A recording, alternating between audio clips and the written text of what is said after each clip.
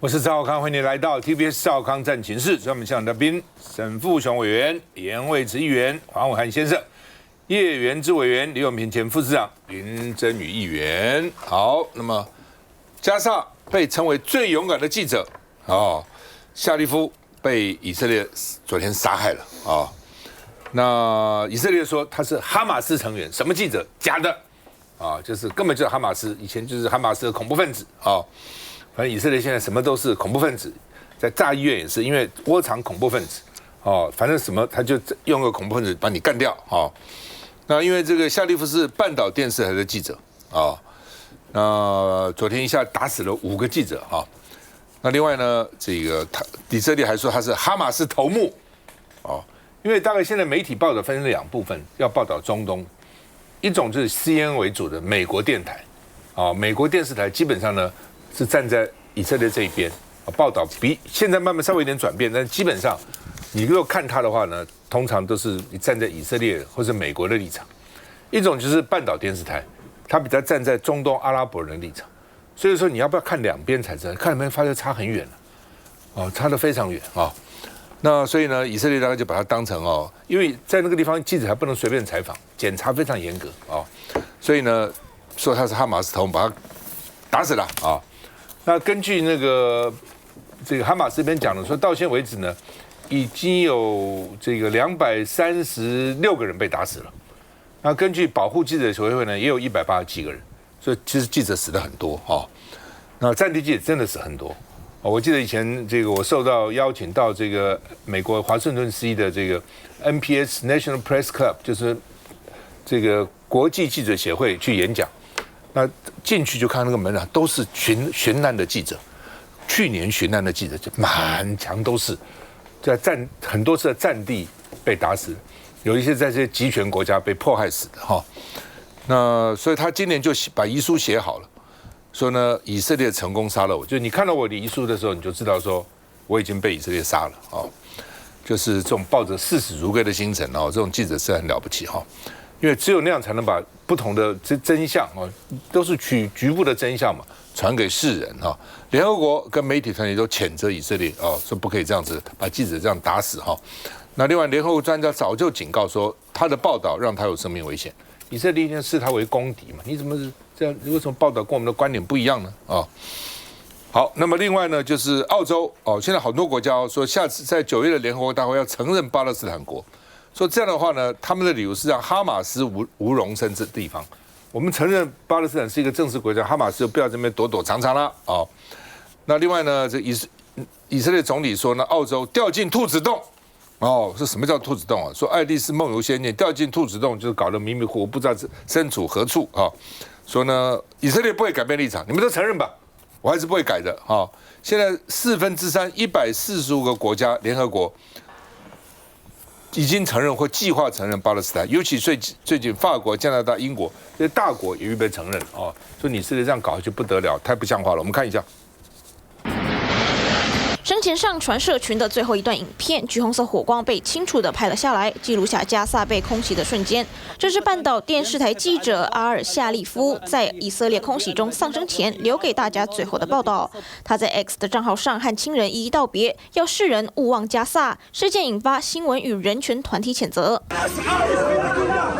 被轰炸的现场，地面上能看见半岛电视台的标志，人们用担架将记者移地抬走。في هذه المنطقة في أقصى شمال القطاع مجازر يومية إسرائيلية بحق المجوعين في ظل استخدام التجويع سلاحا ضد هنا العائلات الفلسطينية الوضع كارثي وصعب جدا 阿尔夏利夫自战争开始，因为西方媒体无法进入，加萨的状况通常由他来传播世界，却被以色列主张他偏袒哈马斯。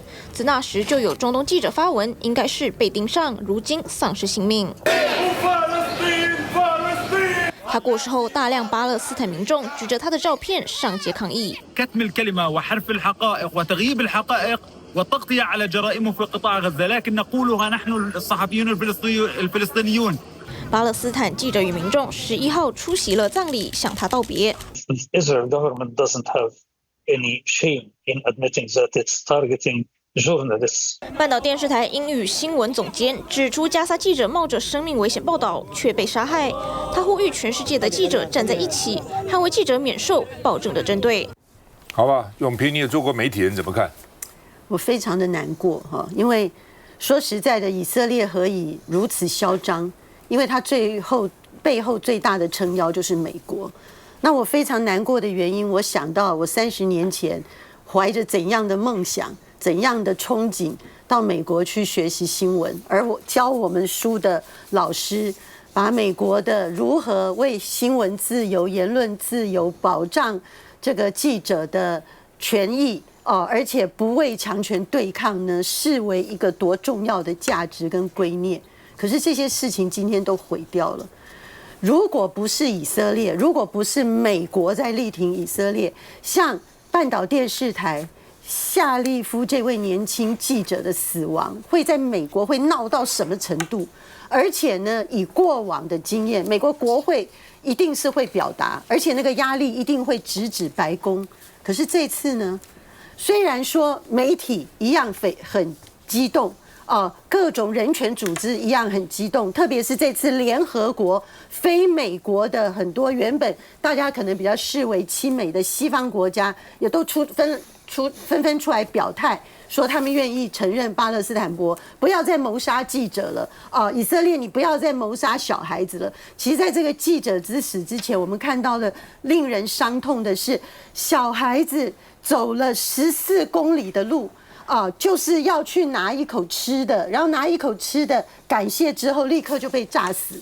那另外一个孩子是直接跑到这个空投物资的地方，被那个空投的箱子弄下来，就把他弄死。就是不断的孩童、妇孺这个出生婴儿小 baby 完全没有东西吃，骨瘦如柴，然后到今天公然杀死记者。你说这个半岛电视台的记者，以色列指称说他是哈马斯，证据在哪里？提不出任何证据，你只因为他的言论报道，只因为他深入最真实的险境，提供给广大的外界的媒体资料，你今天就要视他为仇敌。而这件事情最大的罪魁祸首纳坦雅胡之外，其实就是支持他的美国白宫川普总统。我觉得这些问题造成了今天大家觉得再去呼吁巴勒斯坦国，再去给他这种各种人道的各方面的支持，可是你没有用啊，你没有办法制止他战争残酷的行为，因为美国持续支持他，美国继续提供给他武器啊，甚至在他攻击伊朗的时候，还破坏了美国这么多年来不亲自到参与他国的这个本土战争的情况下，他直接跑到伊朗去投炸弹啊！像这些的问题，都让今天巴勒斯坦加萨的问题让人感到既悲观又没有看到任何希望。那包含连新闻自由、无冕王站在第一线的这个价值观，也让大家看到别的地方我们不敢讲，至少在美国也可能逐步的要消亡。梁伟汉。我们当新闻记者遇到国际的重大事件，都会想要去采访。那以前在电视台的时候，其实我们朋友那个同事之间也讨论过，如果出现这种大事，说要不要去采访，大家都会讨论跟家人问看看，因为充满危险性。观众朋友，我现在跟大家讲的这个事情，跟我们以前讨论的是完全不同了，因为它并不是说战地记者我在采访的时候。我不幸或不慎遇到一个空袭，不慎被炸死。以前很多都是流弹，那没办法。比如说他来打他，我正好在采访的时候，他去炸一个军事设备，然后我很靠近，我被炸死。一般的战地记者是这样子离开的，但这个夏利夫不是。观众朋友，因为以色列已经承认他们就是针对，他是打哪里？他是打在这个就是在这个哈马斯这边，好，就是在加萨走廊这边的一个医院，医院外面有一个就是新闻工作站 （press station）， 我们在那边工作，而且观众朋友一共死了6个人。好，这个夏利夫他是带头的特派员，然后另外还有3个摄影。我们现在在节目摄影师现场好多的摄影师，他们就是去拍摄而已，一起被炸死，因为他们在工作站里面嘛。还有另外一个特派员，所以2个文字，3个摄影，还有一个是自由新闻工作者，他们只是去借那个场地一起在那边发稿的，6个人被炸死。那以色列现在讲说，对我就是要去炸那个医院外面的那个工作站，为什么？因为那个工作站里面的这个夏利夫，他就是哈马斯他就是在2013年就加入了。后来他讲说，他以前在哈马斯的其中一个单位，也是新闻的发布里面，他曾经帮忙发新闻稿。你不能说他是恐怖分子啊。第二个，你今天如果认为他真的是，我刚刚讲这样很清楚了，那另外5个人不是啊？以色列认为夏利夫他是哈马斯的这个成员，那你要打死他，你把另外5个跟哈马斯无关的记者一起杀掉了。一般我们不会。这个乌俄战争的时候，刚刚其实主持人有讲，我跟大家讲个数字哦，俄乌战争打到现在已经打了3年多了。在这场战争当中，不管是俄罗斯或是乌克兰，或者是国际记者，有没有伤亡？有18个人，打3年18个人死伤。可是加沙走廊这个战争打到现在，已经有184个人死掉了，所以这是10倍。就是死伤的这数字10倍，所以现在媒体讲说，你是不是国际记者也不能去加沙走廊，然后你又把这个报道对你不利的人给直接杀掉了？所以很简单，为什么今天联合国的人权组织跟欧盟会去谴责以色列这个动作？因为即使你认为那个记者可能有双重身份，他既是哈马斯，他也是记者，可是你对他的敌意不能牵涉到其他完全无辜的新闻工作人身上。疑似被打死的是6个人，不是只有夏利夫1个人。而且他当时做的工作就是记者嘛，他这段时间做的记者，他并没有变成一个恐怖分子嘛，老沈。我觉得你刚才讲的或者伟安讲的，就是说这个阵亡的战地记者有那么多，大部分都是在枪林弹雨中殉职的，像这样被针对性的，就是要把他干掉。这个其实是比较少见，因为交战双方啊，通常对于医务人员跟记者是不打死的，所以呢，这个以色列是很狠的啦。你犹太人不见得哦，现在美国人美国的犹太人反对这个亚特纳胡的政府的做法的也蛮多的，但是这个亚特纳胡的政府是非常狠心的，所以这个难怪就同情这个巴勒斯坦的人越来越多。你晓得？我儿子啊，向来对我不太有敬意的，他有点看不起我，但是最近不晓得为什么，就一直给我讲，说要我在台湾发挥一点影响力。他向来不认为我有用的但是呢，他忽然间觉得我还有影响力，因为我跟他讲说你不懂得，你老爸在美国在台湾已经接近当年沃特康凯的那个 Eric Shevard 的地位了，他不相信。我说你的名字叫 Eric。就是我跟 Eric Shevard 的名字起你的名字，你这么看不起你老爸但是他要我怎么样？他要我如果有影响力的话，我应该影响台湾政府承认巴勒斯坦。我说你做梦啊！我们的总统是遵守叫做非红供应链的，什么东西都要非红，其实也没有什么红不红啊，跟共产党哪有关系？跟是不是共好哪有什么关系？你看这非红海岸线、非红供应链。因为我们的政府是很乖顺的哈巴狗，是跟美国跟以色列站在同一边的，没有是非的。那你巴勒斯坦站在以色列的对立面，你要台湾去承认巴勒斯坦政府，这个连做梦都做不到的。但是他讲的话里头有一点道理，为什么？联合国起码有3/4的会员国承认巴勒斯坦，台湾才10来个，还非常小的国家，所以站在同病相怜的立场啊，我们应该非常同情一个到现在为止美国这方面的大国还拒绝承认，这个是处于同病相怜的地位啊，竟然我们跟美国站在一边，所以我们民进党政府啊，哪里有是非，哪里有公义啊？反正美国说的是，但是现在美国说 ，NVIDIA 的晶片可以卖给大陆，只要给我抽用15%。我跟你讲，这个就是赖清德给川普打了一个耳光，你都没有非红供应链了，我哪来做哈巴狗来说遵守这个非红供应链？可笑。好吧，大陆在联合国安理会上也坚决反对以色列占领加沙的。以色列现在说加沙都是我的我要把它占领那俄罗斯也会讲啊，说以色列因为派兵比较强，就可以把加沙占领川普，我们礼拜5在阿拉斯加谈判，我现在占领乌克兰20%土地啊，那就是我的以色列为什么就可以把加沙都拿去？所以他这个原则要一致嘛那民间团体发表声明了，说台湾不要成为巴勒斯坦种族灭绝的帮凶那另外呢，这个李祥宙在他的专栏说呢，你从英国、法国、加拿大这些大国都承认巴勒斯坦，看台湾的国际处境就台湾这些都不承认你所以要怎么办呢？要想办法重返或加入联合国哦，想办法，你不做努力，永远没有机会啊，总是要努力啊，努力啊，哦，来，这个我们休息一下再回来。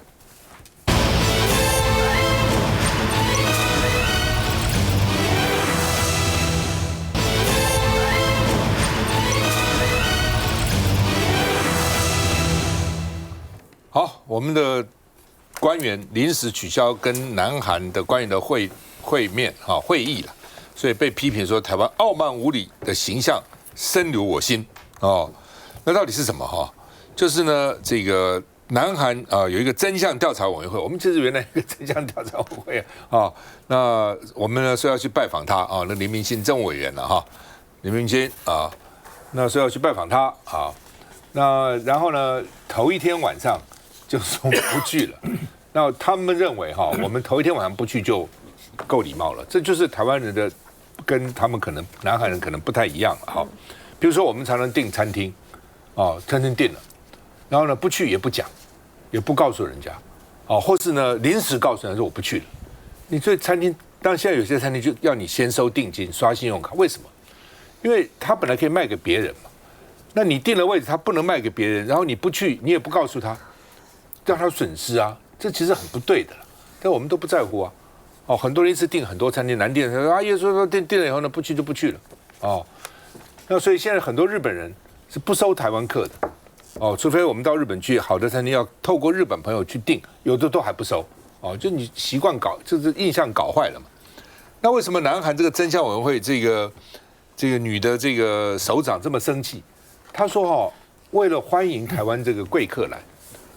我在3天以前就准备了中华民国订了很贵的国旗做的花，要迎接贵客。实在是好用心。我又订了非常昂贵的点心要招待他们。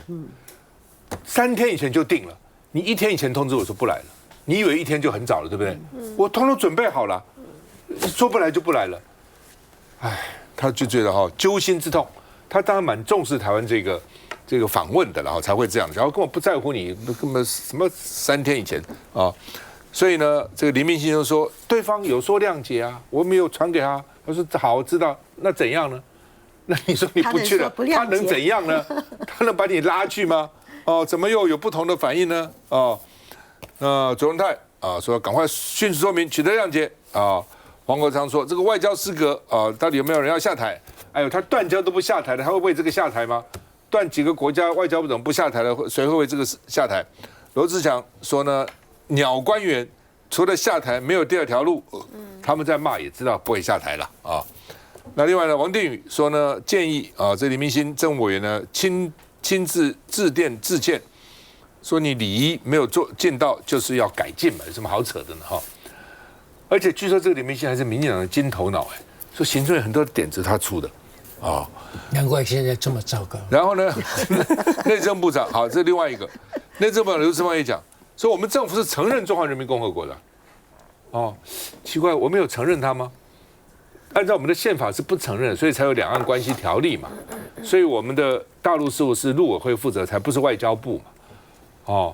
那因为民进党喜欢搞这个两国论了，就是你是中华人民共和国，我中华民国。民进党一厢情愿是说，我承认你就承认我。那我们就两国了，对不对？大家甚至可以建立外交关系啊。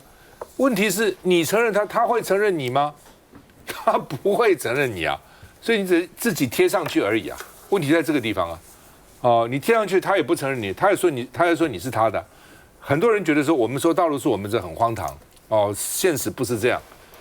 对，但是呢，他也说你是他的，这有点像吵架嘛。你说我是你的，我说什么我是你的，你是我的。你是窃取的，就是吵架。那你说好，你不是我的，他还是说你是我的，他不会因此就说你不是我的所以呢，你现在说政府承认中华人民共和国，他会承认中华民国吗？他不会，他这个只是替自己找到一个法理基础啦。就是说，因为呢，你是大陆人，你现在呢，按照我们的国际法呢，就不能担任我们的什么公务员、村长啊、什么里长都不能做。那他是别国。那如果他不是别国，那就没有这个问题嘛。我之所以要取消你资格，因为你是他那个国家的人，你没有放弃那个国籍。那个国家呢，我承认他是个国家就这样所以马办呢这个消息呢很生气，说这是违宪的嘛，这阁员应该下台。你总统就职，你是在中华民国宪法前面宣誓的哦。那左荣泰是说呢，互相正视有助于和平。我承认，你承认我们就和平了。鬼打架啦！你承认他承认你才会打架，就两国论了。这就两国人还打，你们搞清楚搞不清楚嘛？这什么叫做有助和平呢？互相正视呢？我们现在最多讲到说互不承认主权，互不否认治权，好不好？承认你现在站那个地方，你在实施你的这个管理，我这个我承认了，也不能不承认嘛。但是说现在主权是你的，我还是不承认的哦。那而且呢，话说回来，就因为你不承认，他就算了，反正你也都是中华民国嘛。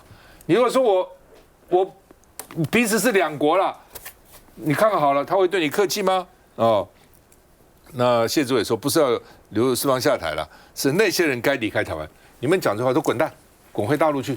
你们如果要这个不是两个国家，大陆是你的国家，你滚回去好了。你到那边去不是同样是你的国家吗？就这个意思啊。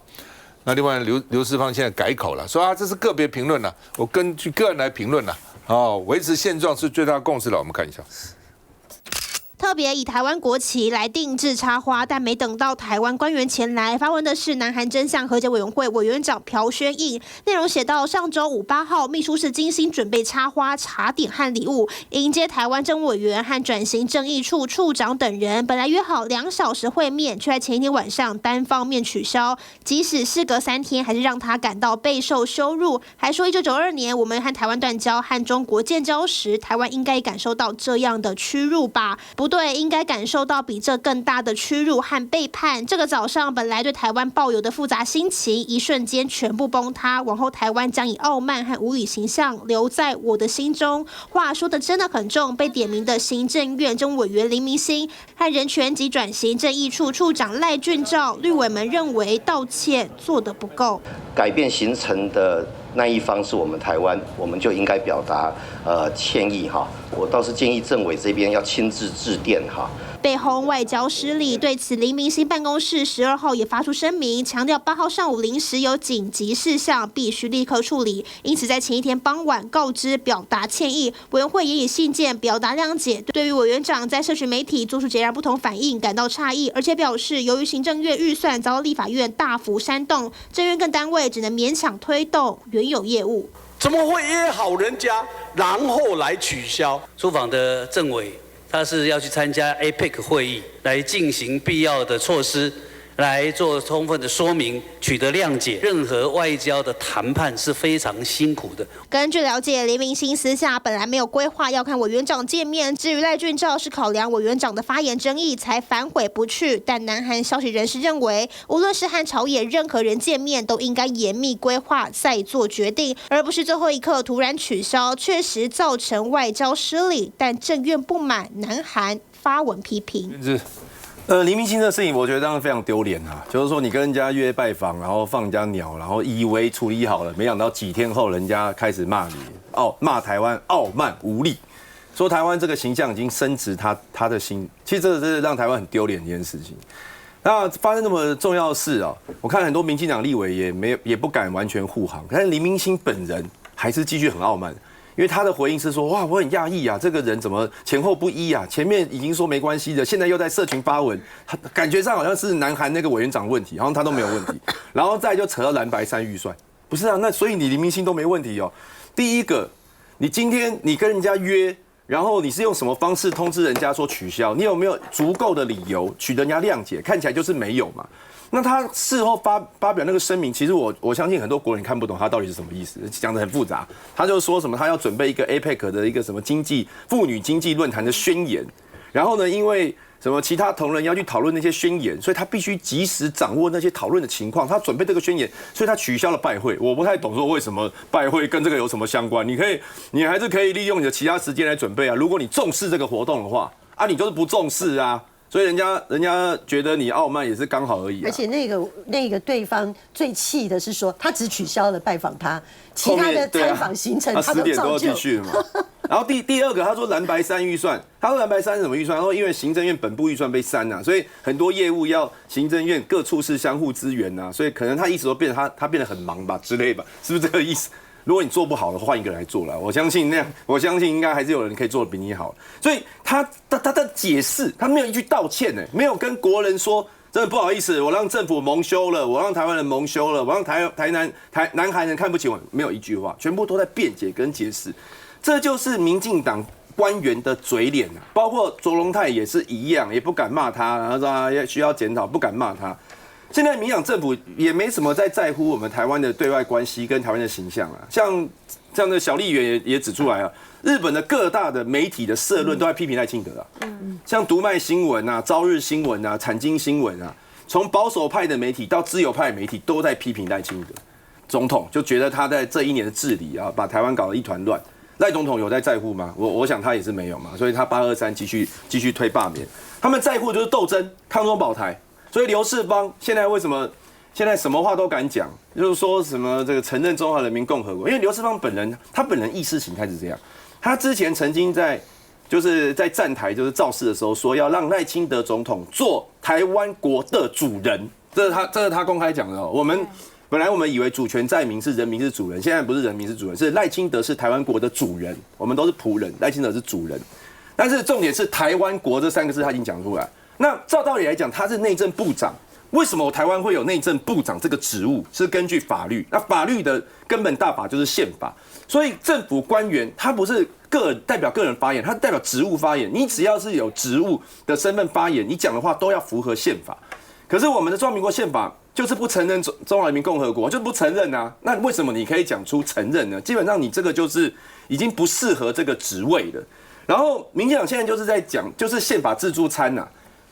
如果他发现你做的事情是不符合民进党的需求的话，他就会说你违宪。比如说发这1万块，他就说违宪。他现在不是要发了吗？啊，你违宪你还发，就代表说根本就没有违宪嘛。但是因为他要反对，所以他就说违宪。然后现在啊，他又可以不遵守宪法，宪法明明就不是两国论，他又可以说中华人民共和国事实存在。